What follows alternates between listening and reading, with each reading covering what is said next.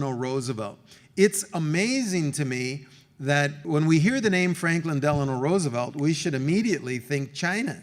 It was one of the major influences in young FDR's life. His mother, Sarah Delano Roosevelt, grew up in a mansion in Hong Kong. Sarah Delano Roosevelt was the one who paid Franklin's bills. Franklin Roosevelt never had any big high-paying jobs. He was a public servant most of his life. But he had yachts, he had townhouses in New York, summer place up in Maine. Where did that money come from? It came from the Delano line. Where did the Delanos get the money? Grandpa Warren Delano was the American opium king of China. He was the biggest American opium dealer.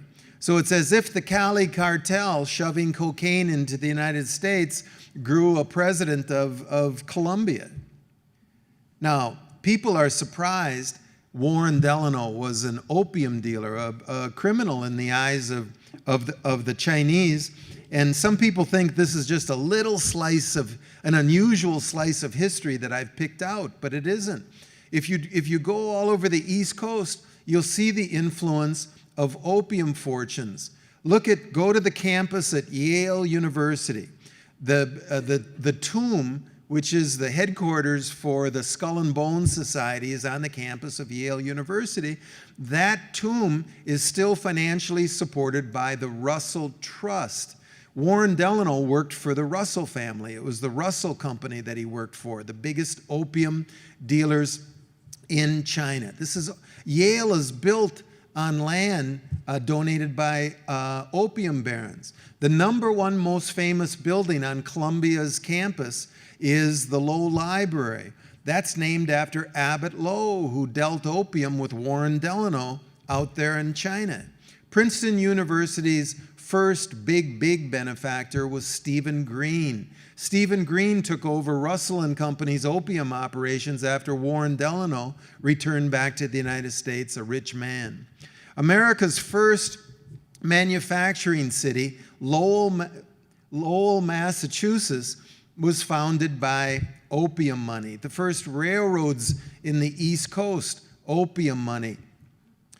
Ralph Waldo Emerson, the great transcendentalist, how come he had so much time to sit around and think? Because he married into an opium fortune. The Council on Foreign Relations, the Coolidge family, opium. Chiquita Banana, AT&T. Scratch the history of anybody with the name Forbes in their name, like Secretary of State John Forbes Carey, and you'll see an opium fortune. His great-grandfather was an opium dealer. So, you know, when the Chinese talk about 100 years of humiliation, this is what they're talking about.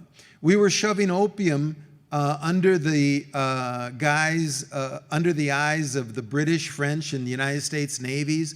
Warren Delano was consul out there in Canton and welcomed the first Navy ships, U.S. Navy ships, to participate in the first Opium War. Go over to Canton, which is Guangzhou now, and you'll see statues celebrating the man who asked Warren Delano to please stop smuggling opium. Go to New York's Chinatown. You'll see the Chinese Americans have erected 2 statues to their heroes. One is to Confucius. The other one is to Commissioner Lin, the official that asked Warren Delano to give up his opium stocks. So now let's